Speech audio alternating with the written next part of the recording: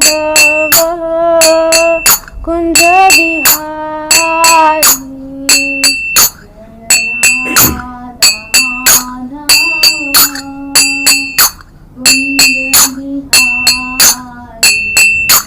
जय गोपी जन वल्लभ गिरिवरधारी।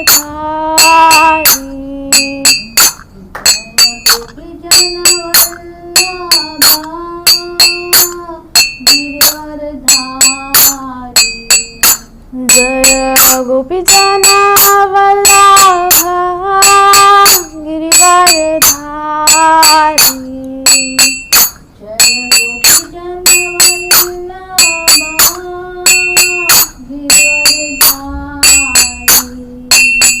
यशोदानन्दनं व्रजजनरञ्जन।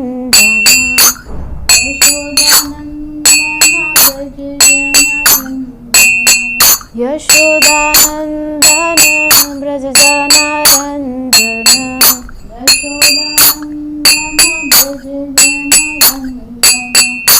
जमुना तीरा वनचारी।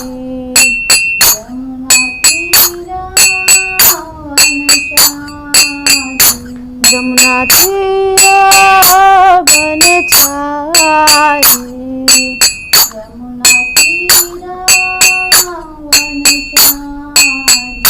जय राधा माधव कुंज बिहारी।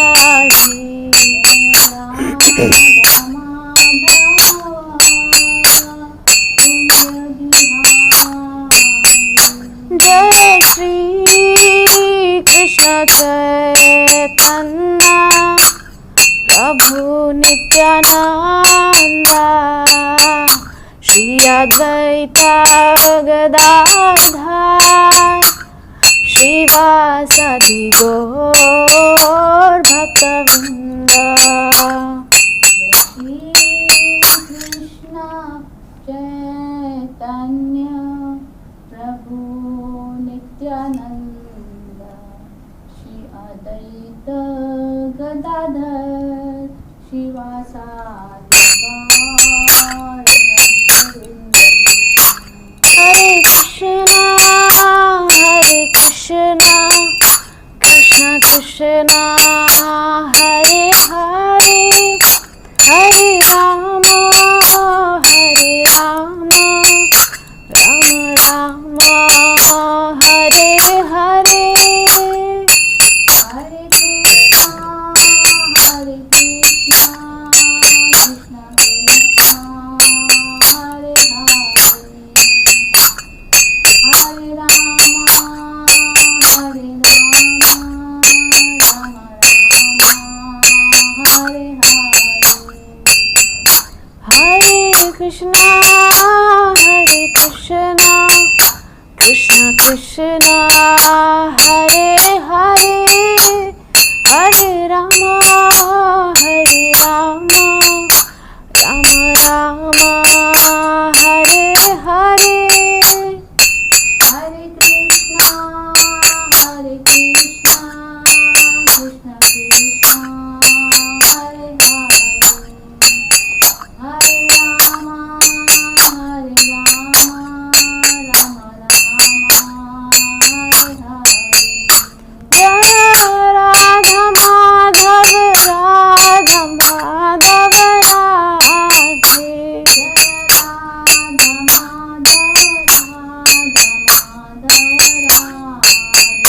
जय पंचतत्व पंचतत्व पंचतत्व जय पंचतत्व।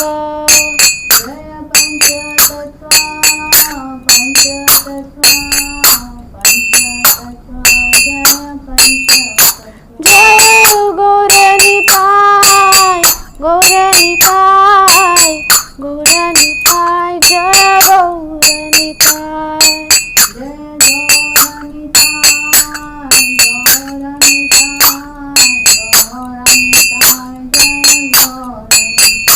जय जगन्नाथ बलदेव सुभद्रा जय सुदर्शन।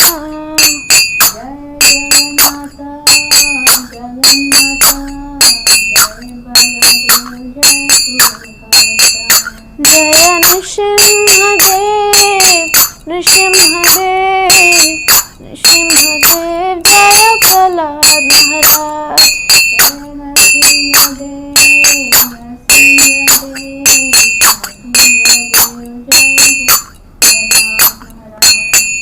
जय जय प्रभुपाद प्रभुपाद प्रभुपाद प्रभुपाद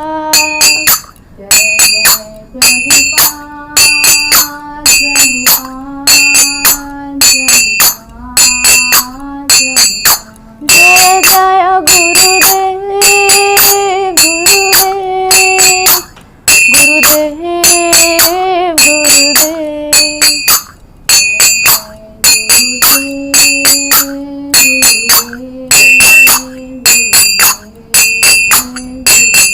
मीठा गौर हरि बोल हरि बोल हरि बोल हरि बोल मीठा गौर हरि बोल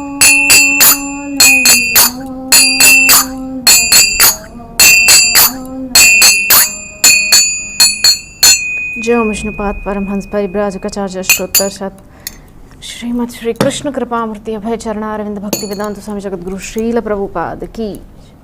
इस्कॉन बीबीटी संस्थापकाचार्य जगतगुरु श्रील प्रभुपाद की।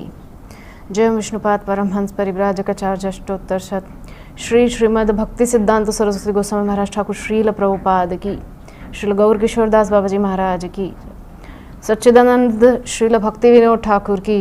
वैष्णव सार्वभौम श्रील जगन्नाथ दास बाबा जी महाराज की। जय रूप सनातन भट्ट रघुनाथ श्री जीव गोपाल भट्टदास रघुनाथ षड गोस्वामी प्रभुगण की।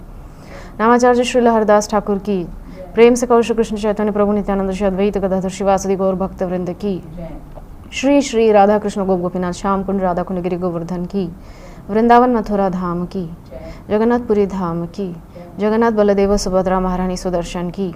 मायापुर नवद्वीप धाम की। गंगा माई जमुना माई की। भक्ति देवी तुलसी महारानी की। अनंत कोटि वैष्णव भक्त वृंद की। समवेत गौर भक्त वृंद की। निताय गौर सीतानाथ प्रेमानंदे Hari Hari. All glories to assemble devotees Hare Krishna. All glories to assemble devotees Hare Krishna. All glories to assemble devotees Hare Krishna. All glories to Shri Guru and Gauranga. All glories to Srila Prabhupada की। वांछा कल्पतरुभ्यश्च कृपा सिंधुभ्यः च पतितानां पावनेभ्यो वैष्णवेभ्यो नमो नमः। हरे कृष्णा। तो स्वागत है आपका हमारे नित्यम भागवत सेवया के आज के क्रम में। तो आज श्रीमद् भागवतम प्रथम स्कंद 18वां अध्याय श्लोक संख्या 38, 39 और 40। First canto 18th chapter verses are 38, 39 and 40। तो इन 3 श्लोकों पर हम चर्चा करेंगे आज। तो सबसे पहले जो हमारा परंपरा है श्रीमद् भागवतम क्या, पहले हम लोग मंगलाचरण करते हैं। तो हम शुरू करते हैं। ओम अज्ञानतिमिरान्धस्य ज्ञानाञ्जनशलाकया चक्षुरुन्मीलितं येन तस्मै श्रीगुरवे नमः। श्रीचैतन्यमनोभीष्टं स्थापितं येन भूतले स्वयं रूप कदा मह्यं ददाति स्वपदान्तिकं।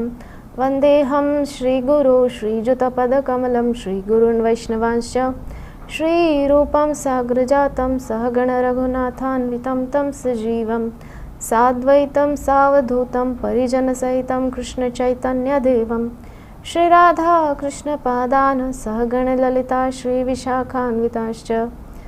नमो विष्णुपादाय कृष्णप्रेष्ठाय भूतले श्रीमते भक्तिवेदांत स्वामिनिति नामिने। नमस्ते सारस्वते देवे गौरवाणी प्रचारिणे निर्विशेष शून्यवादी पाश्चात्य देशतारिणे। हे कृष्ण करुणा सिंधो दीनबंधो जगत्पते गोपेश गोपिका कांत राधा कांत नमोस्तुते। तप्त कांचन गौरांगी राधे वृंदावनेश्वरी वृषभानुसुते देवी प्रणमामि हरिप्रिये।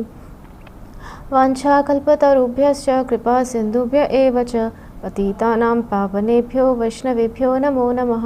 जय श्री कृष्ण चैतन्य प्रभु नित्यानंद, श्री अद्वैत गदाधर शिवासादि गौर भक्त वृंद। हरे कृष्णा कृष्ण कृष्ण हरे हरे, हरे राम राम राम हरे हरे। ओम नमो भगवते वासुदेवाय,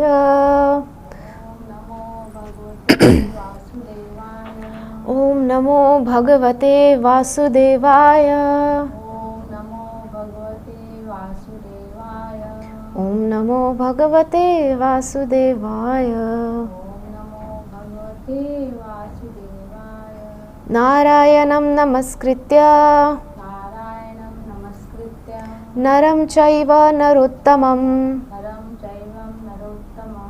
देवीं सरस्वतीं व्यासं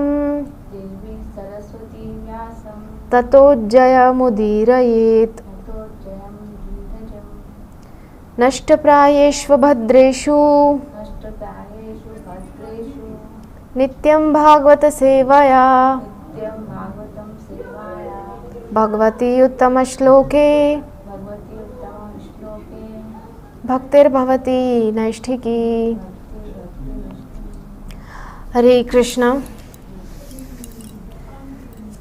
इस्कॉन मायापुर हिंदी के द्वारा प्रसारित हमारा ये नित्य हिंदी श्रीमद् भागवतम का जो आज का क्रम है, इसमें आज है हमारा प्रथम स्कंद 18वां अध्याय, श्लोक संख्या 38, 39 और 40। तो 3 श्लोकों पर हम चर्चा करने वाले हैं, जो कि इस प्रकार हैं।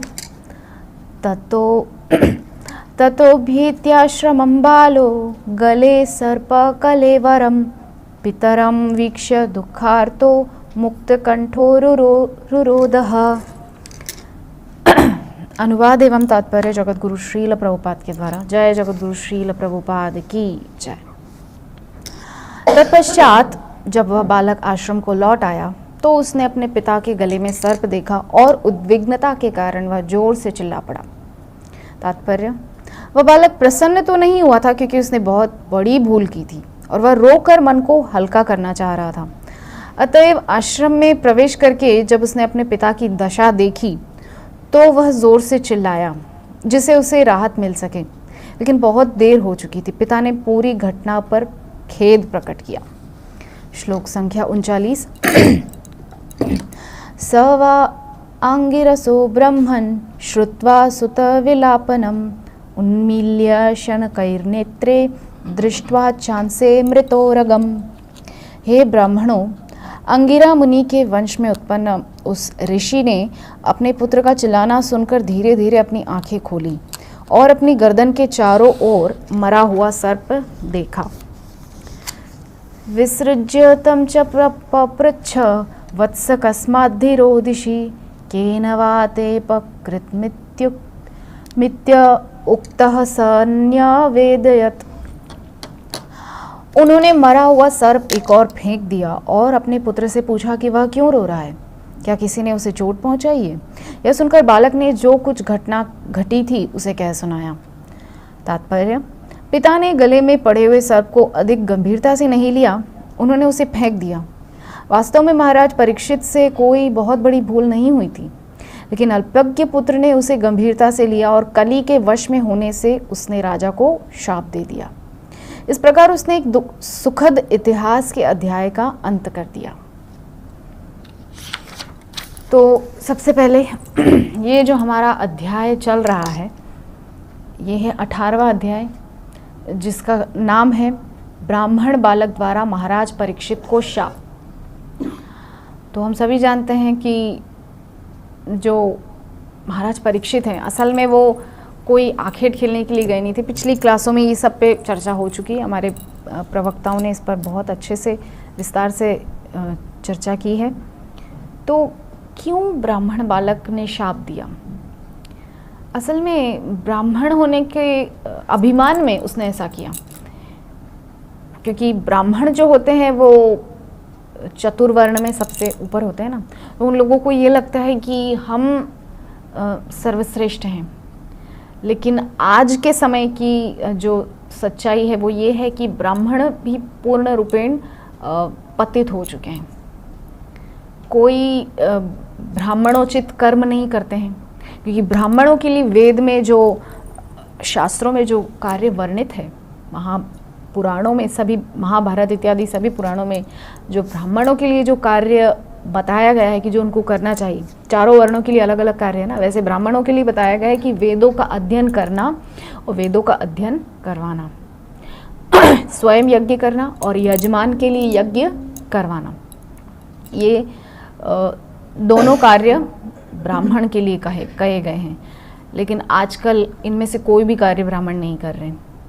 बहुत ही रेयर होते हैं ऐसे ब्राह्मण जो सच में वेदों का अध्ययन करते हैं और यज्ञ हवन इत्यादि करते हैं। आज भी बहुत रेयर ऐसे कहीं मिलेंगे जिनके घर में नित्य अग्निहोत्र होता है वगैरह इत्यादि, लेकिन 90% ब्राह्मण पतित हो चुके हैं।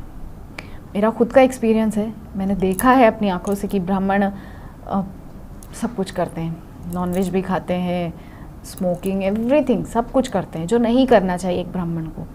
क्यों नहीं करना चाहिए ब्राह्मण को? क्योंकि ब्राह्मण जो है ना, वो एक तरीके से गुरु की पदवी पर बैठाए हैं भगवान ने।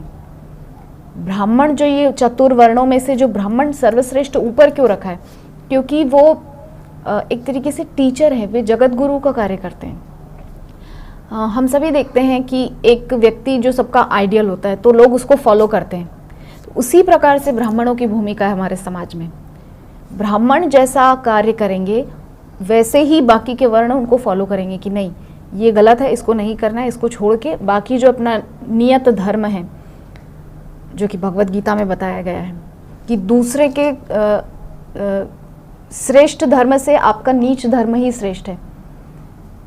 एक मतलब शूद्र के लिए अगर साफ सफाई करना और ये करना उचित है तो उसको वही करना चाहिए, उसी में उसकी भलाई है, या यूं कहे ये उसी में उसकी जो है जीवन की साफल्यता है।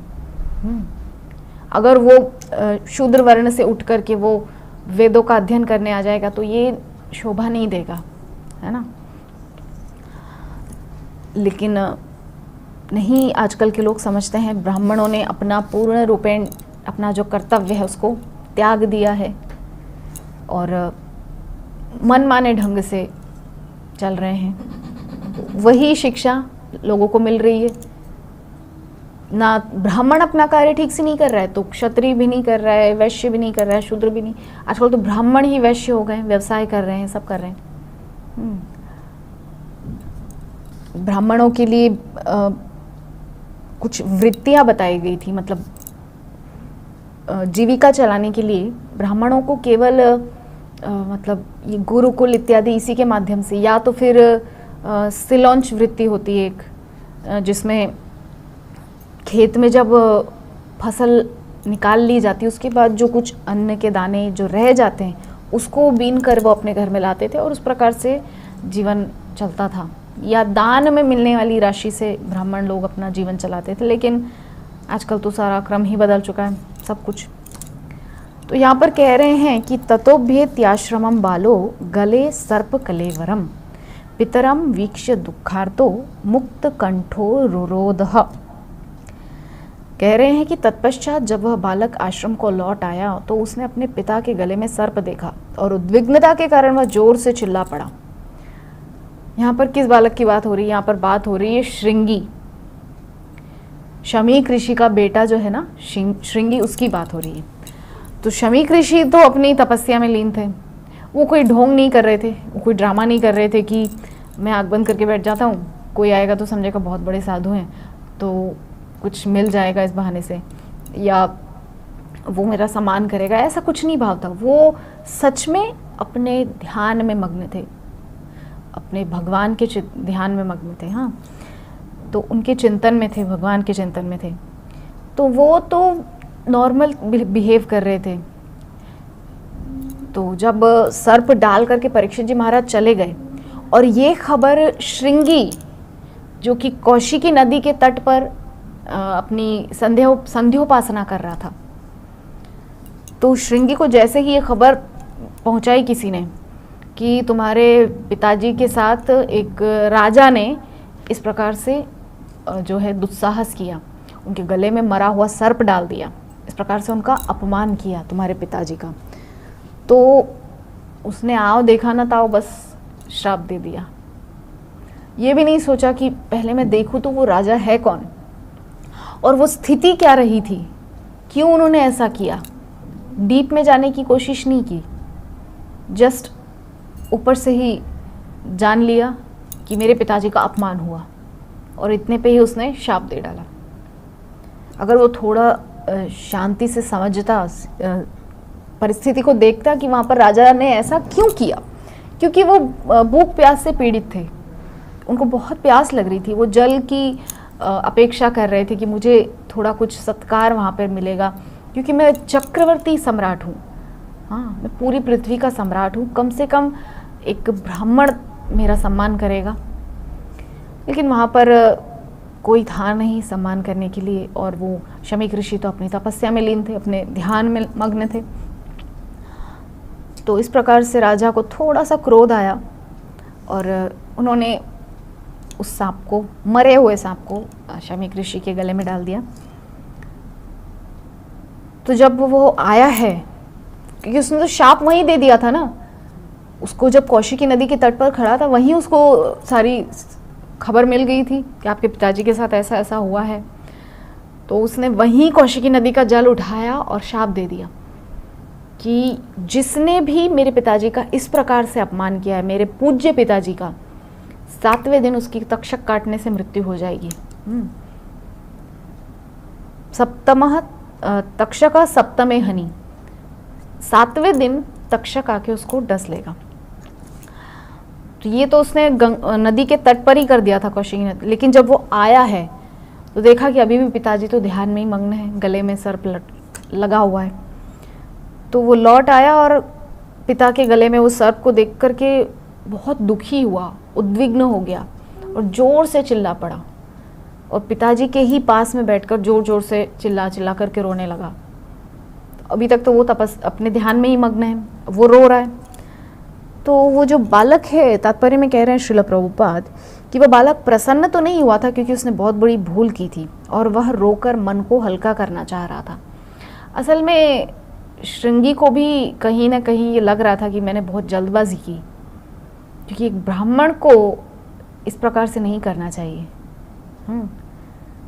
थोड़ा सा विचार वहाँ पर श्रृंगी को करना चाहिए था और देखना चाहिए था कि वो राजन कौन है। वो कोई साधारण किसी छोटे मोटे राज्य का राजा नहीं है, वो बहुत बड़े चक्रवर्ती सम्राट है, पूरी पृथ्वी के सम्राट हैं वे। और उनको इस तरह से शाप दे दिया, क्योंकि उन्हीं की वजह से तो वो इतनी आसानी से रह पा रहे थे जंगलों में, क्योंकि उन्होंने ऐसा राज्य बना रखा था। चक्रवर्ती सम्राट होने के नाते परीक्षित जी महाराज का जो राज्य था वो इतना सुरक्षित था कि जंगलों में बैठ के कोई भी कहीं भी तपस्या कर सकता था, कुटिया बना के रह सकता था, कोई चिंता की बात नहीं थी। लेकिन उसने सोचने का प्रयास नहीं किया कि मैं किसको शाप दे रहा हूँ, तो बस बैठ कर के रो रहा था पिताजी के पास में। तो आश्रम में प्रवेश करके जब उसने अपने पिता की दशा देखी तो वह ज़ोर से चिल्लाया, और इसलिए चिल्लाया ताकि उसको थोड़ा सा जो है राहत मिल सके, उसको थोड़ा आराम मिल सके कि बहुत जो है फ्रस्ट्रेशन हो गई थी उसको। लेकिन बहुत देर हो चुकी थी। पिता ने पूरी घटना पर खेद प्रकट किया। तो जब वो रो रहा था तो शमीक मुनि की आंखें खुली कि ये सब क्या हो रहा है, मैं तो आराम से मेरा ध्यान में मग्न था, ये क्यों रो रहा है, क्या हुआ ऐसा, रोने वाली क्या बात हो गई। तो जब उनको सारा कुछ पता चला, सारा वृत्तांत सुनाया गया, तब तक बहुत देर हो चुकी थी।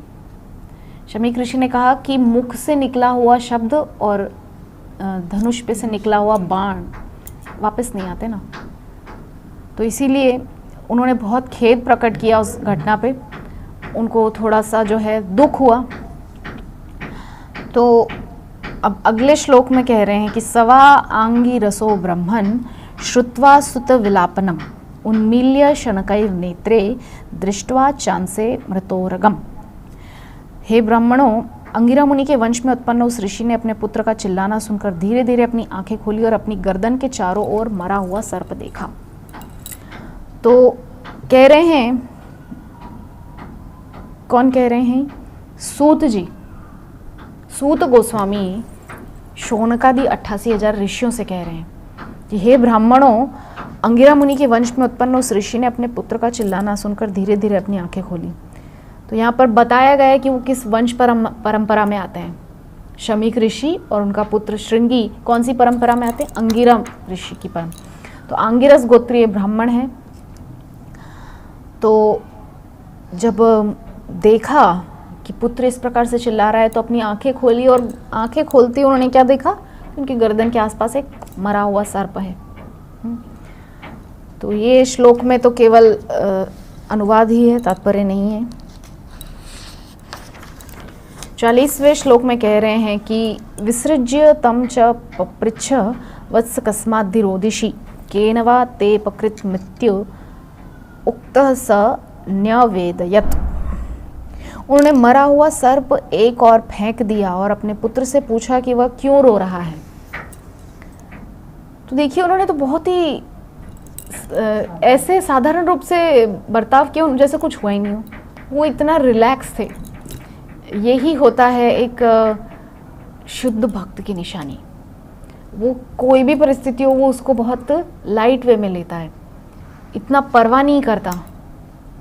लेकिन हम लोग तो उतने भी एडवांस्ड नहीं है ना, इसलिए हम थोड़ी सी भी परिस्थिति हमारे से प्रतिकूल होती है तो हम लोग मतलब बिखर जाते हैं, है ना। हम लोग संभाल नहीं पाते सिचुएशन को। तो लेकिन वो तो एक महान मतलब ऋषि हैं, शमीक ऋषि।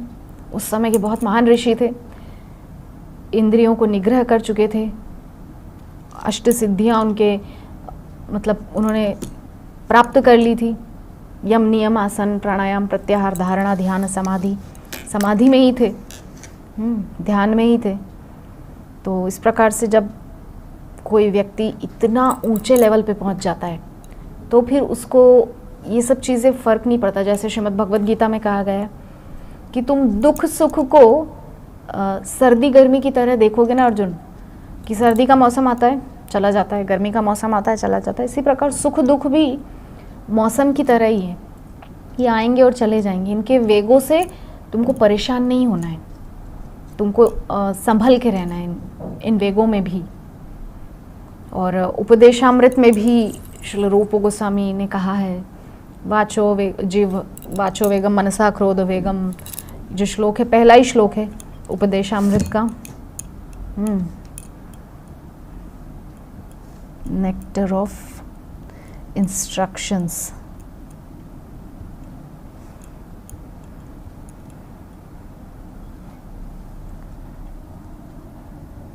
वाचो वेगम मनसः क्रोध वेगम जिह्वा वेगम उदरोपस्थ वेगम एतान वेगान यो विषहेत धीरः सर्वामपि हम पृथ्वीं सशिष्यात्। तो ये जो सारी क्वालिटीज़ है ना, ये बहुत एडवांस्ड डिवोटी में होती है, जो बहुत ऊपर पहुंच चुका है। लेकिन धीरे धीरे प्रैक्टिस करने पर ही ऊपर पहुंच सकते हैं ना, एकदम से तो आप छलांग लगाकर ऊपर नहीं पहुंच सकते ना। तो आपको प्रैक्टिस करनी होगी। और इसीलिए श्रील प्रभुपाद ने हमारे इस्कॉन में जो नाम दिया है उसको कहा है डिवोशनल प्रैक्टिस। हम सब प्रैक्टिस कर रहे हैं यहाँ पर धीरे धीरे, डिवोशनल प्रैक्टिस है, ये हमारी प्रैक्टिस है। इसके बाद प्रैक्टिकल हम जाकर के कहाँ पर करेंगे? गोलोक वृंदावन में। वहाँ पे हम असल में सेवा देंगे कृष्ण को, श्रीमती राधा रानी को। तो कह रहे हैं कि जो व्यक्ति इन सभी वेगों को सहन कर लेता है, वाचो वेगम, मनसः क्रोध वेगम, मन के वेग को, क्रोध के वेग को, जिह्वा वेगम, जिह्वा के वेग को, उदरोपस्थ वेगम, उदर के और उपस्थ मतलब जननेंद्रियों के वेग को, इन सबके वेग को जो सहन कर लेता है वो पूरी पृथ्वी में कहीं भी शिष्य बनाने के योग्य है। वो जगत गुरु बनने का अधिकारी है। यही क्वालिटी श्रील प्रभुपाद को जगत गुरु बनाती है। हम कहते हैं ना, जगत गुरु श्रील प्रभुपाद की जय। इसीलिए तो श्रील प्रभुपाद जगत गुरु हैं, क्योंकि उन्होंने इन सभी वेगों को वश में किया हुआ था। क्योंकि वो तो शुद्ध भक्त है ना, वो तो पार्षद हैं भगवान के, सेनापति भक्त, इसीलिए उनको कहा जाता है।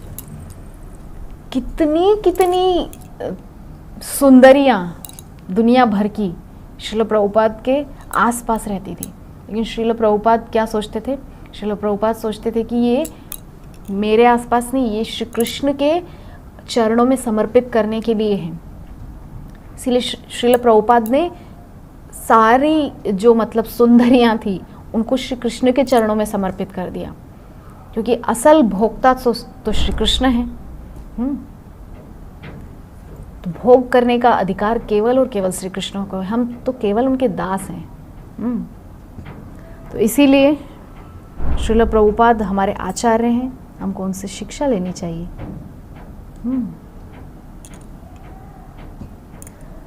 तो कह रहे हैं यहाँ पर, उन्होंने मरा हुआ सर्प एक और फेंक दिया और अपने पुत्र से पूछा कि वह क्यों रो रहा है। तो जब उनकी आंखें खुली हैं, उन्होंने वो सर्प देखा और उसको उठा करके फेंक दिया, जैसे कुछ भी नहीं हुआ हो। जैसे कि एक गले में कपड़ा था तो उसको निकाल करके साइड में रख दिया, इस प्रकार से उन्होंने बिहेव किया। और पूछ रहे हैं अपने पुत्र से कि तुम क्यों रो रहे हो। उनको उतना ज़्यादा उस चीज़ का असर नहीं हुआ, उतना ज़्यादा डीप में नहीं गए वो। ठीक है, होता रहता है घटनाएं। तो तब पुत्र से पूछ रहे हैं क्यों रो रहे हो, क्या किसी ने तुम्हें चोट पहुंचाई है? यह सुनकर बालक ने जो कुछ घटना घटी थी उसे कह सुनाया। तो जब पिताजी ने इस प्रकार से प्रश्न पूछे तो श्रृंगी ने सारा जो वृत्तांत था वो बता दिया कि इस प्रकार से सब कुछ हुआ था, आप ध्यान मग्न थे, तब एक राजन आकर के आपको इस प्रकार से अपमानित किया, आपके गले में मरा हुआ ये जो सर्प था डाल दिया। तात्पर्य में श्रील प्रभुपाद कह रहे हैं कि पिता ने गले में पड़े हुए सर्प को अधिक गंभीरता से नहीं लिया, उन्होंने उसे फेंक दिया। वास्तव में महाराज परीक्षित से कोई बहुत बड़ी भूल नहीं हुई थी, लेकिन अल्पज्ञ पुत्र ने उसे गंभीरता से लिया और कली के वश में होने से उसने राजा को शाप दे दिया। श्रील प्रभुपाद ने इस बारे में मतलब इस अध्याय में बहुत जगह लिखा है, क्योंकि इस अध्याय का नाम ही है ब्राह्मण बालक द्वारा महाराज परीक्षित को शाप। तो श्रील प्रभुपाद ने कई कई जगह इस बात को लिखा है कि उस बालक ने गलती की। ये कोई बहुत बड़ा विषय नहीं था कि महाराज को शाप ही दे डाला। इसीलिए आज के समय में कोई किसी को शाप दे कुछ फर्क नहीं पड़ता, कुछ नहीं होने वाला, सब जानते हैं। क्योंकि ब्राह्मणों में भी अब उतना तपोबल नहीं है कि वो किसी को कुछ बोलें और वो हो जाए, कुछ नहीं होता, क्योंकि उतना तपोबल नहीं है ना। पहले के ब्राह्मण इस प्रकार से तपस्या करते थे, उस प्रकार से अपने आप को तपाते थे। कि ये जो सारे वेग हैं इन पे काबू रखते थे। और इसके अलावा इंद्रियों को निग्रह करते थे और पूर्ण रूपेण मतलब क्या कहना चाहिए, अपने आप को इतना वश में मतलब कंट्रोल में रखते थे। तो ऐसा ब्राह्मण ही शाप वगैरह दे सकता है। आजकल के ब्राह्मणों में वो सामर्थ्य नहीं है। तो महाराज परीक्षित से कोई बहुत बड़ी भूल नहीं हुई थी, फिर भी उसने अहंकारवश, क्योंकि मैं ब्राह्मण हूँ, इस ब्राह्मणता के अहंकार में उसने शाप दे डाला महाराज परीक्षित को। और यहाँ श्रील प्रभुपाद कह रहे हैं कि कली के वश में होने से उसने राजा को शाप दिया। देखिए, कली के वश में, क्योंकि श्रील प्रभुपाद ने कहा है कि कली का सबसे पहला जो प्रभाव पड़ा वो ब्राह्मणों पर हुआ। ब्राह्मण अपने ब्राह्मणोचित कार्य से पतित हो गए, गिर गए। जो ब्राह्मणोचित कार्य पहले करते थे ब्राह्मण, अब वो नहीं करते हैं। अब कहीं भी जाकर देखो ब्राह्मण बिजनेस कर रहे हैं। बहुत रेयर होते हैं आजकल के ब्राह्मण ऐसे ना, जो वेद अध्ययन करते हैं। तो इस प्रकार उसने एक सुखद इतिहास के अध्याय का अंत कर दिया। सुखद इतिहास क्यों कह रहे हैं यहाँ पर श्रील प्रभुपाद? क्योंकि महाराज परीक्षित जो है ना वो पांडुवंशी राजा हैं, तो एक सुखद इतिहास का अंत तो लिखना ही चाहिए। बिल्कुल सही बात है। इतना महान वंश परंपरा, इतनी महान मतलब भगवान के भक्तों की परंपरा, उसका अंत कर दिया कितना मतलब भगवान के प्रति विश्वास पांडु परंपरा में। तो इस प्रकार से इसीलिए श्रील प्रभुपाद यहाँ पर कह रहे हैं कि एक सुखद इतिहास का अंत कर दिया ऐसा शाप दे करके। तो उन लोगों को शाप दे करके कितना उसने अपराध किया, मतलब एक तरह से पूरे परंपरा को शाप दे दिया। और इस ऐसे महान राजा, कुछ ही ऐसे राजाओं का कहने जो है याद करते हैं लोग कि आज भी ऐसा राज्य, एक तो युधिष्ठिर जी महाराज, परीक्षित महाराज और अम्बरीश, राजा अम्बरीश, महान राजा होने के साथ साथ महान भक्त। उनकी ना करोड़ों पत्नियां थी, करोड़ों, लेकिन वो उनको देखने भी नहीं जाते थे। महाराज अम्बरीश, श्री रामचंद्र जिस परंपरा में आए उसमें बहुत पहले वे हुए थे, सूर्यवंशी राजा महाराज अम्बरीश। लेकिन महाराज अम्बरीश देखने भी नहीं जाते थे अपनी पत्नियों को कभी, कि वो क्या कर रही। सारी सुख सुविधाएं उनके लिए जुटा के रखी हुई थी, सारा कुछ अरेंजमेंट करके रखा हुआ था, लेकिन वो देखने नहीं जाते थे वो क्या कर रही हैं क्या नहीं। कभी भी अपनी साधना को छोड़ करके उन लोगों के पास देखने नहीं जाते थे। और लोग सोचते कि इतनी शादियां कैसे कर ली, इतने महान राजा थे, क्या ज़रूरत पड़ गई शादियां करने की। लेकिन वो महाराज अम्बरीश शादी क्यों किए? क्योंकि पहले क्या होता था कि जब राजा विजय करने, सारी चारों दिशाओं को जीतने के लिए निकलते थे ना, तो अब क्या होता था कि कुछ राजा ऐसे होते थे जिनको आप आसानी से हरा नहीं सकते। तो क्या करते थे, उनकी बेटी से शादी कर लेते थे, तो वो वैसे ही कंट्रोल में आ जाता। लो अब तो दामाद जी हो गए, अब तो ठीक है, अब तो इनके अधीन जाना ही होगा, बेटी दे दी है ना, बेटी वाले हो गए। तो इस तरह से पहले के राजा बुद्धिमानी से उन राज्यों में से लड़की से शादी करके उन राज्यों को अपने अधीन कर लेते थे। इसीलिए महाराज अम्बरीश चक्रवर्ती सम्राट थे। चक्रवर्ती सम्राट थे क्योंकि उन्होंने चारों दिशाओं में इसी प्रकार से सबको जीत लिया था। तो इसीलिए उनकी बहुत पत्नियां थी उनकी। तो इसीलिए वो किसी से उनको वो नहीं था, आसक्ति नहीं थी, क्योंकि वो तो राज्य के लिए जीत कर लाए थे ना, चक्रवर्ती सम्राट थे। तो इतने महान राजा और इतनी पत्नियां, तो लोग क्वेश्चन उठाते हैं ना। लेकिन वो बहुत ही बड़े भक्त थे भगवान श्री हरि के, श्री कृष्ण के। नित्य अपने घर में, अपने महल में बड़ी सुंदर सेवा पद्धति उनकी चलती थी, अष्टयाम सेवा करते थे। इतने बड़े चक्रवर्ती सम्राट होने के बावजूद अपनी सेवा से वो पीछे नहीं हटते थे। अपनी जो सेवा साधना है वो निरंतर किया करते थे अम्बरीश महाराज। तो इसीलिए अम्बरीश महाराज का भी नाम शास्त्रों में, पुराणों में एक महान राजा के रूप में लिया जाता है। महाराज अम्बरीश, महाराज युधिष्ठिर, महाराज परीक्षित और भी बहुत सारे महान राजा हुए हैं। तो कहने का जो तात्पर्य वो यही है कि एक सुखद इतिहास का अंत उस श्रृंगी बालक की छोटी सी भूल की वजह से हो गया। असल में महाराज परीक्षित ने जितनी बड़ी भूल नहीं की थी ना, उतनी उससे भी ज़्यादा बड़ी भूल श्रृंगी ने की, शाप दे करके। इतना बड़ा कोई अपराध नहीं था, ठीक है छोड़ो, कोई बात नहीं, महाराज हैं हमारे, इस पृथ्वी के राजा हैं, कोई बात नहीं, वो पानी के लिए आए थे लेकिन हम नहीं दे पाए, ये हमारी भी तो भूल है ना, हम लोग भी उनकी थोड़ी सी सेवा सत्कार नहीं कर पाए। लेकिन श्रृंगी ने अपनी जो मिस्टेक थी उसको नहीं देखा, सामने वाले की मिस्टेक उसको तुरंत दिखाई दे गई और उसने शाप दे डाला। तो वही चीज़ यहाँ पर श्रील प्रभुपाद पॉइंट बता रहे हैं कि कली के वश में आकर उसने ऐसा किया। तो इसी प्रकार से आज के जो ये तीनों श्लोक हैं, इसमें कोई बहुत बड़ा तात्पर्य नहीं है जिस पर हम ज़्यादा चर्चा कर सकें,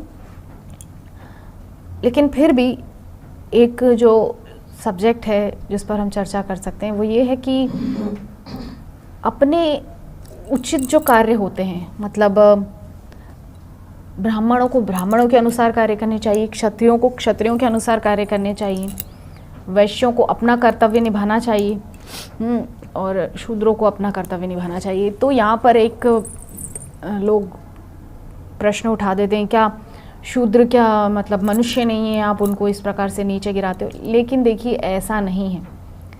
शूद्र अगर महत्वपूर्ण नहीं होते तो भगवान उनको वर्ण परंपरा में स्थान क्यों देते हैं? वर्णाश्रम जो ये पद्धति है उसमें भगवान क्यों स्थान देते हैं उनको? हाँ, और भगवान के चरण हैं शूद्र, इसका मतलब बहुत महत्वपूर्ण है। हम भक्तों के लिए तो भगवान के चरण ही सबसे महत्वपूर्ण है ना, हमारे लिए तो उनके चरण ही हमारा तो आश्रय है, उनके चरण भगवान की। तो भगवान ने अपने चरणों की मतलब संज्ञा दी है शूद्रों को। तो और ब्राह्मणों को भगवान ने अपना मुख बताया है।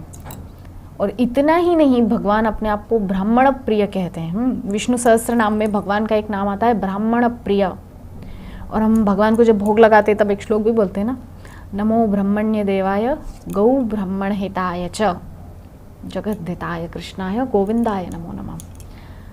तो ब्रह्मण्य देवाय हैं भगवान जो है वो ब्राह्मणों के प्रिय हैं और ब्राह्मण भी उनको प्रिय हैं। समान चलता है दोनों का।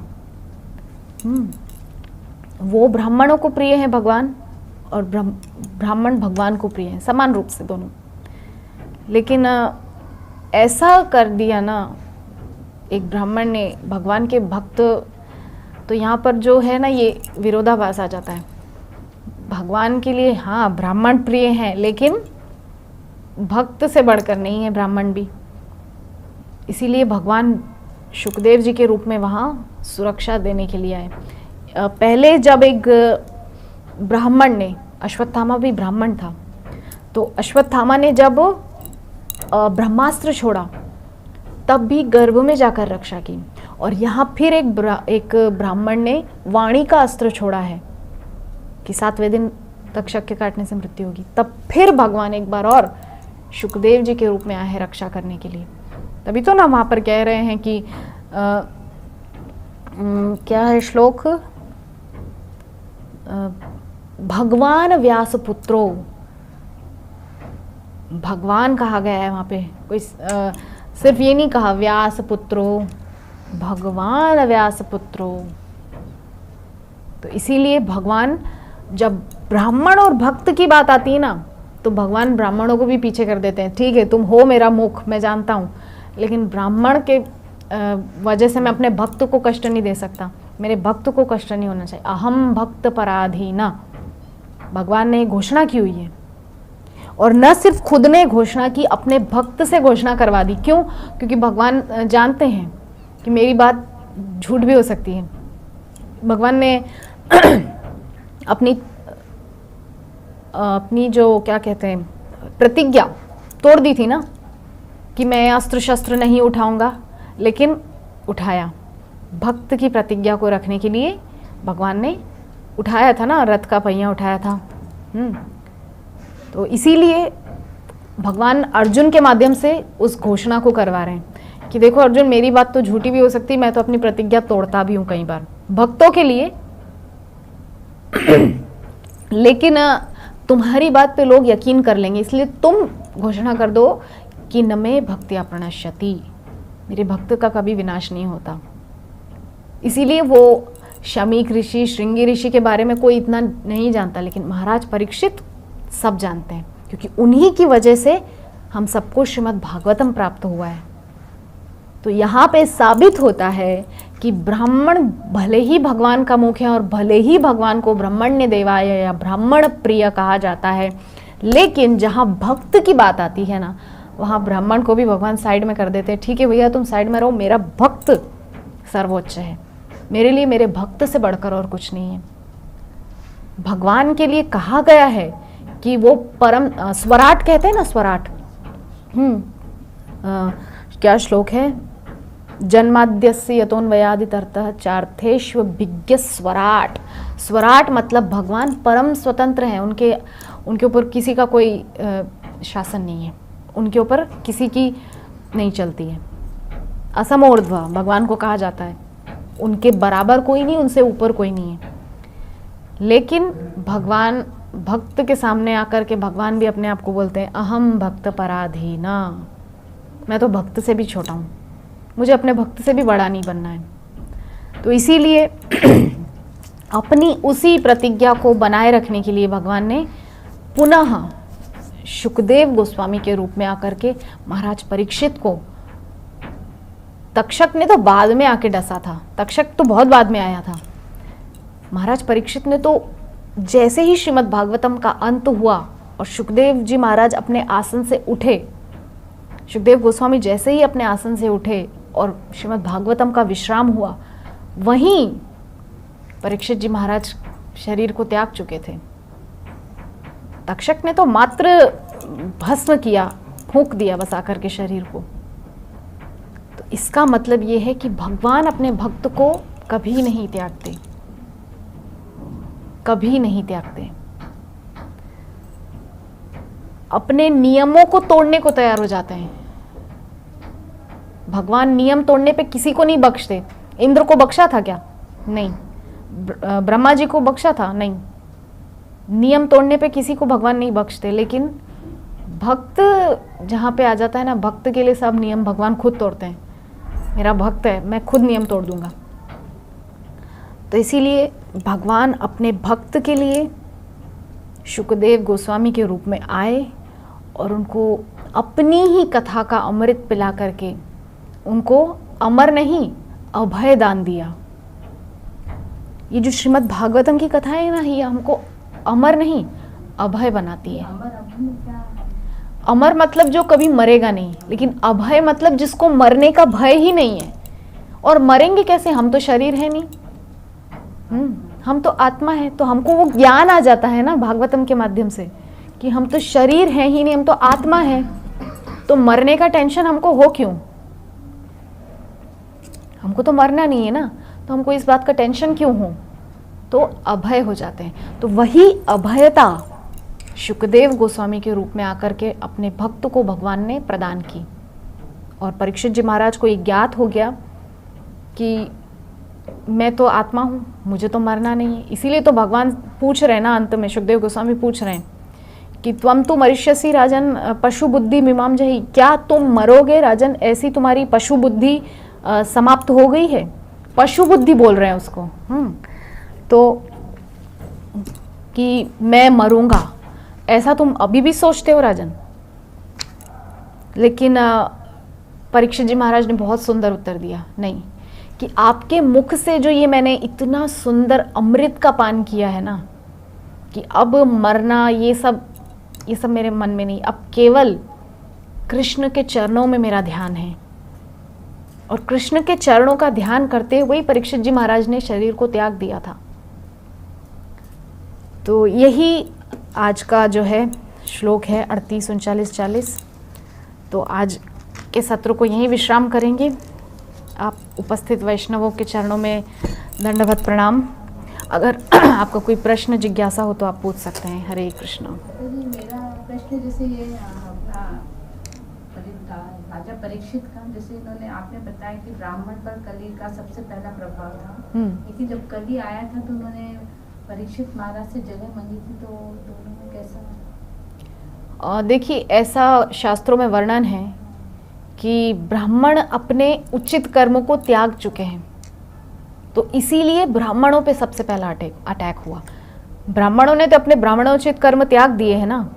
वो आजकल वो सब करते हैं जो ब्राह्मण को नहीं करना चाहिए।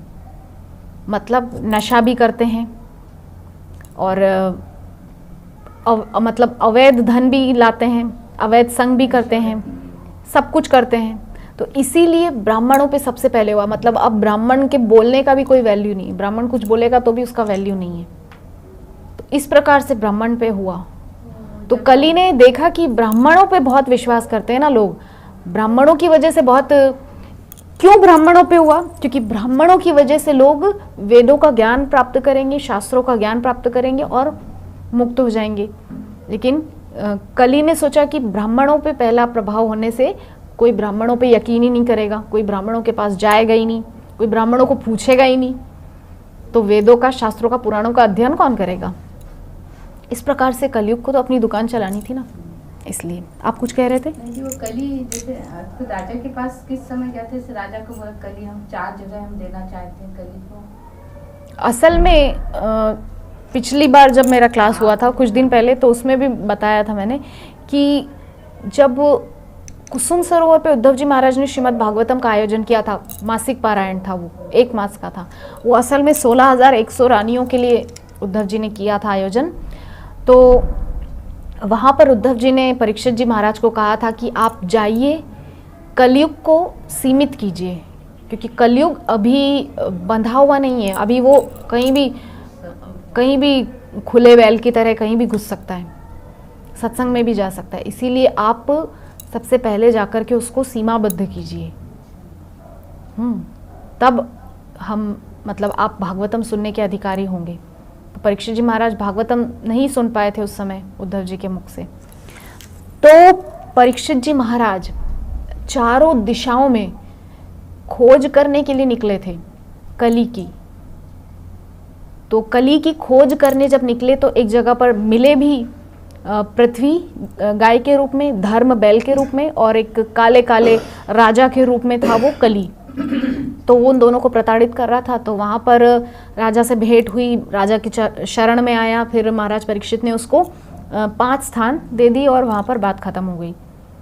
लेकिन एक बार फिर राजा जब आखेट करने के लिए निकले, या उसी टाइम की बात है, मुझे एग्जैक्टली याद नहीं आ रहा है, तो राजा के माथे पर जो मुकुट था ना, वो जरासंध का मुकुट था, क्योंकि पहले उनके जो पूर्वज थे वो तो जरासंध को भी मारे थे ना। तो जिस राजा का पहले वध किया जाता था उसका मुकुट वहाँ से ले आते थे, ये परंपरा थी। हमने देखा भी सीरियल्स में, महाभारत में तो बताया भी, बहुत सारे ऐसे मुकुट लेकर आए थे। तो इसी प्रकार से जरासंध का भी मुकुट था। तो वो एक दुष्ट राजा का मुकुट था जो अनीति से चलता था। तो उसके मुकुट की वजह से कहते हैं कि परीक्षित जी महाराज की ऐसी बुद्धि हो गई कि उन्होंने शमी ऋषि का अपमान कर दिया। यद्यपि ये सब ठीक है, हो सकता है, लेकिन परीक्षित जी महाराज की वजह से श्रीमद् भागवतम हम सबको प्राप्त होना थी। तो एक निमित्त परीक्षित जी महाराज बन गए और सुखदेव जी के मुखारबिंद से उनको भागवतम सुनने का सौभाग्य मिला। और फिर सूत गोस्वामी ने सुन करके सभी ऋषियों को सुनाया, और फिर ऋषि परंपरा से आज तक हम सबको प्राप्त हो रहा है। ठीक है, और कुछ आप बोल रहे थे? ठीक है, हरे कृष्णा। बहुत अच्छा क्लास, स्पेशली मेरे को ये बहुत पसंद आया। आपने कहा कि उसको बेट के रूप में भगवान ने भेजा सुखदेव गोस्वामी को, बहुत अच्छा पॉइंट है। और वक्त को ऐसा कभी नहीं सोचना कि परपट नहीं है तो हम बात नहीं कर सकते। आपने तो सारा लंबा क्लास भी कर दिया, बहुत पॉइंट्स भी दिया, लेकिन महाराज ये श्राप मिलता है तो अलग अलग राजाओं कैसे रिएक्ट किया था वो आप भागवतम में ला सकते हैं। युधिष्ठिर को श्राप मिला, फिर अर्जुन को मिला था, ऐसे बहुत राजा है, अम्बरीश को, उस लोगों ने कैसे रिएक्ट किया।